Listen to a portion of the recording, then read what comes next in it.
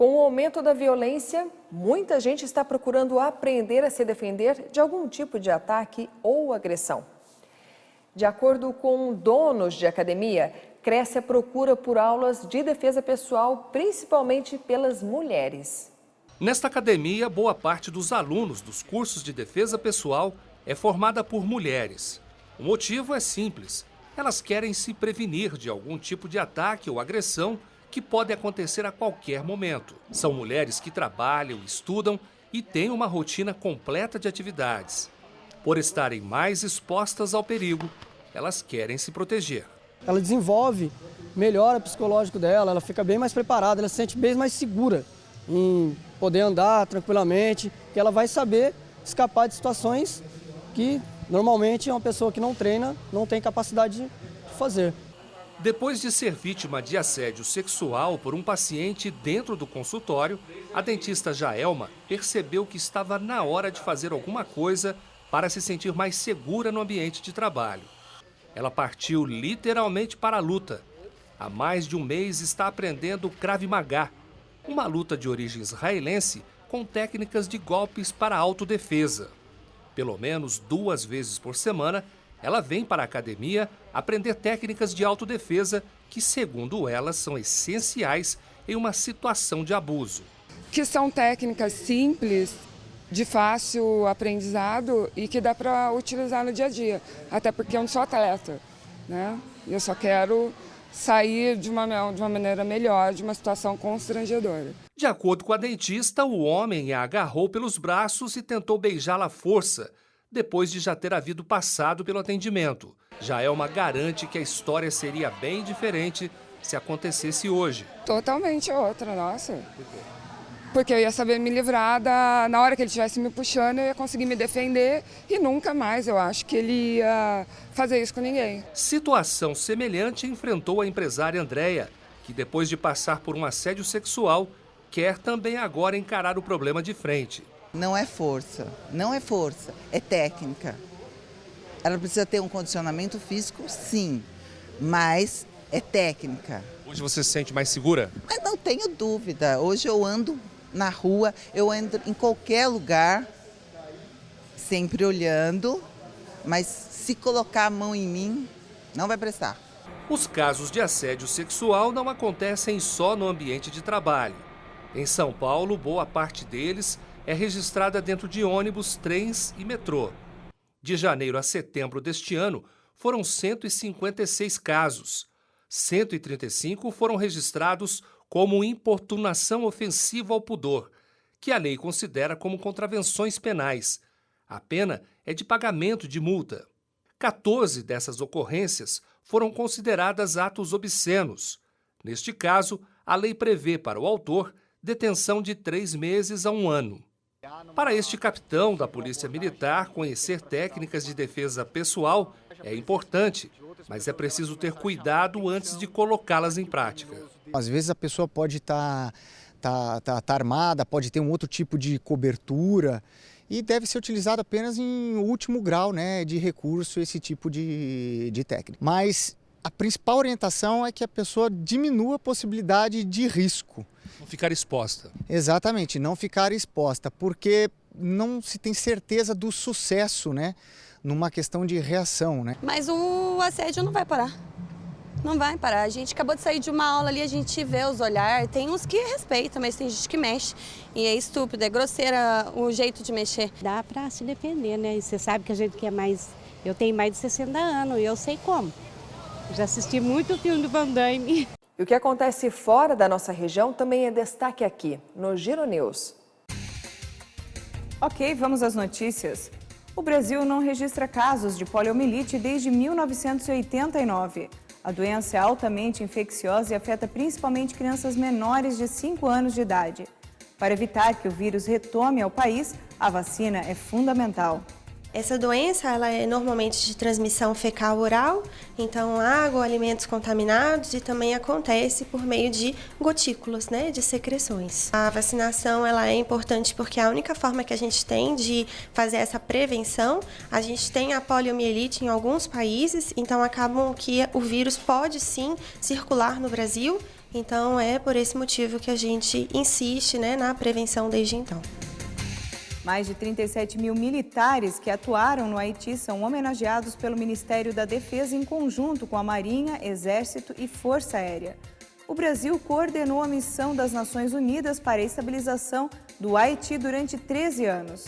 Essa missão ela é um sucesso reconhecido internacionalmente pela ONU e pelos demais países, pelo compromisso, pelo profissionalismo, pela competência das nossas Forças Armadas. E também projeta o Brasil como provedor de paz, como um país que tem Forças Armadas com competência, profissionalismo, responsabilidade e que também leva a cultura brasileira, a cultura do respeito ao outro, a cultura da tolerância, a cultura do pluralismo. O mundo precisa de mais missões de paz.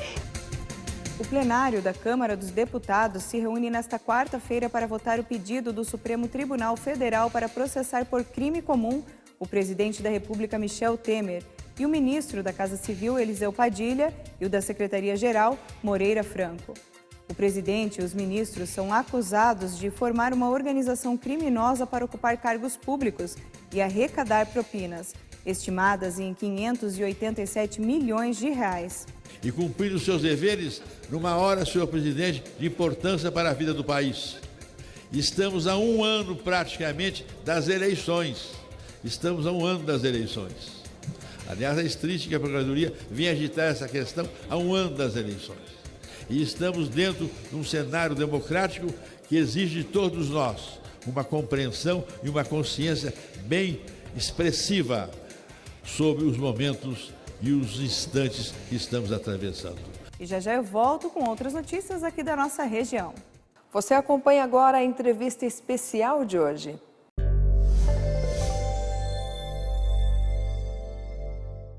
Olha, eu acho que não existe momento mais difícil na vida em matéria de temperamento, essa faixa de idade de pré e adolescência, né? Quando os hormônios estão aí em efervescentes e a garotada não tem até o domínio da situação. Então é preciso muito papo, muita conversa, muita família no entorno disso.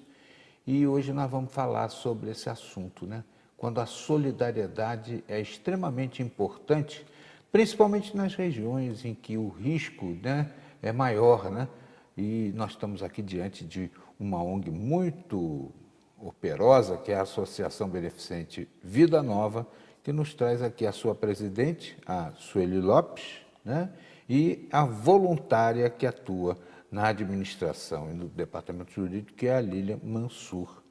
E a gente está vindo de um episódio tão triste, né?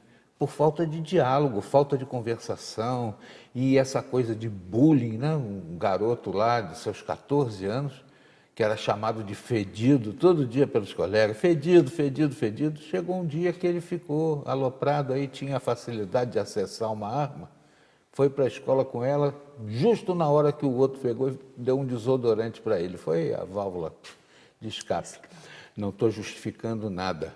Acho apenas que um fato relevante como esse não pode se perder sem a gente voltar a combater fortemente essa história de bullying, né, Lília? Você que é da área jurídica, né? É, exatamente. Eu acho também, o Cataldi, que houve uma inversão de valores muito grande, onde as compensações tiraram a relevância do ser humano, onde hoje as pessoas estão mais intolerantes, os pais intolerantes, filhos intolerantes, onde, como você disse, o diálogo não existe mais, a não observância das atitudes também levam a vários fatores. A ausência, a questão da carência, o risco social hoje é muito grande. Antigamente, o risco social ela existia mais na classe menos favorecida, hoje não. Né? Hoje o risco social ela permeia em todas as classes sociais. Então isso vai gerando o que nós estamos vendo hoje, uma pessoa com um problema mental que queima crianças, professores, outra criança com 13, 14 anos que está nessa fase de adolescência, que precisa do apoio dos pais, que precisa da escola, também sofrendo essa represália, esse bullying, né, que vinha sofrendo, né? E qual foi a maneira? Em vez de conversar, em vez de colocar isso para os pais ou para a própria professora, ele resolveu agir com as próprias mãos. Tenho visto pessoas aí crucificando também os pais, mas tem garoto que tem esse problema, sofre na escola e não se abre. É verdade. É complicado isso, é uma fase difícil. E mais difícil ainda nos bolsões de pobreza. Eu acho que por isso Exatamente. a gente tem que parabenizar muito a Sueli Lopes por essa luta aí de pegar essa garotada aí que está na rua, numa situação de risco, e botar coisinha na cabeça, né? Porque eu tenho uma pessoa que me diz sempre, cabeça vazia, oficina daquele coisa ruim, que eu não gosto nem de dizer o nome. E vocês estão fazendo, pegando essa garotada lá, que está nos bolsões, lá em Taubaté, e dando o que fazer. Isso é bom. Isso mesmo. A gente tem várias atividades lá e a gente se preocupa, né, em tirar as crianças da rua. Sueli, vocês estão nisso aí há mais de 20 anos, né? Começou com sua mãe. Eu com a minha mãe nós começamos.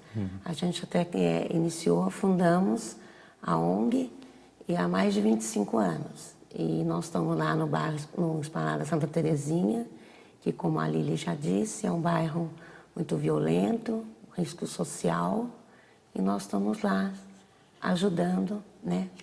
Trabalhando com as crianças, com a família, para dar uma melhor qualidade de vida a eles.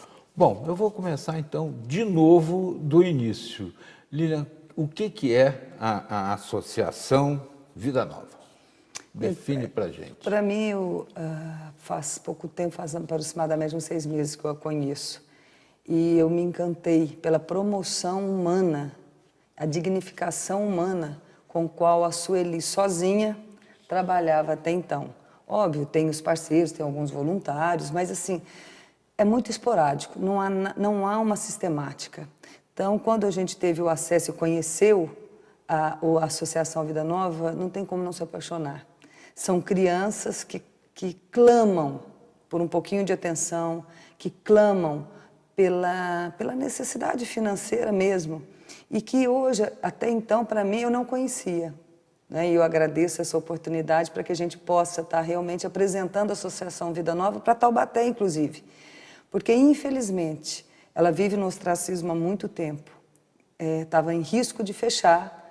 Foi quando a gente teve o acesso a essa informação e nós fomos lá para ver o que precisaríamos de nós. Porque eu acho, sabe, que enquanto a gente está nessa vida, se a gente também não for alguma coisa para alguém, também não vale a pena. Eu acho que a gente tem que deixar as nossas marcas.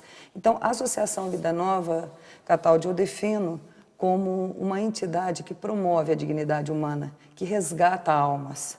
Então, ela não preocupa só com o financeiro. Então, na verdade, a Sueli luta até então com uma causa que eu não sei como ela conseguia financeiramente, porque ela foi abandonada pelo poder público e pela sociedade em geral. Uma ação empírica, digamos assim. Agora está entrando num eixo de administração. Isso, agora nós estamos retomando, né? Restaurando, buscando voluntários. Hoje nós já temos um corpo de voluntários fantástico, porque às vezes as pessoas não ajudam porque não querem, ajudam porque não sabem.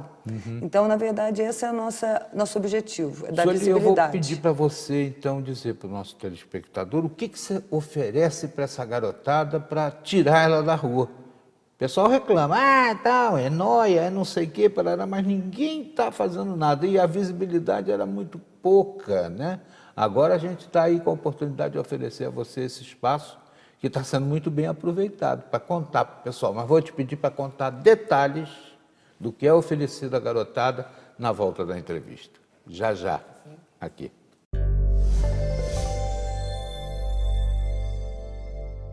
Quase metade da população brasileira tem algum grau de intolerância à lactose. Mais informações você acompanha no próximo bloco. Continue conosco.